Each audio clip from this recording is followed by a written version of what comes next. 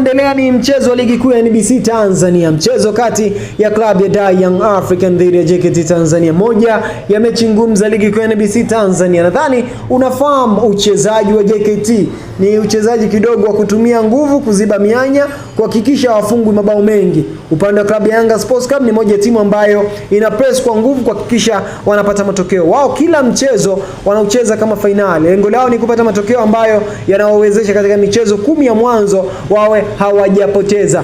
Pale ambapo wanakutana na wababe wenzao, mfano upande wa klabu ya Azam, upande wa klabu ya Simba, kidogo ndio huwa wanajua wanaweza kupoteza point either 2 au 3 moja kwa moja. Lakini michezo ya timu nyingine huwa wanahakikisha wanapuna point zote 3-3 kwa maana ya nyumbani na ugenini. So ni moja ya mechi kubwa zaidi ambayo tunaitazamia. Yanga ambayo inahitaji ubingwa wa mara 5 mfululizo ni kuhakikisha wanapata matokeo. Lakini pia JKT ambayo inahitaji kujihakikishia nafasi 4 za juu zenye umuhimu zaidi katika kushiriki michuano ya kimataifa, nayo inahitaji kupata matokeo ya mechi nyingi za away na huku ikukusanya point nyingi katika michezo ya nyumbani, ili angalau hata wakikosa ubingwa lakini waweze kubakia katika ile nafasi ya kushiriki michuano ya kimataifa, hasa kombe la shirikisho barani Afrika kulingana na nafasi ambayo wamemaliza. Wakimaliza nafasi 4 za juu, kama sio ubingwa basi ushiriki kombe la shirikisho, lakini wakimaliza nafasi ya kwanza kwa maana ya kuwa bingwa au nafasi ya pili, basi watashiriki kombe la klabu bingwa barani Afrika.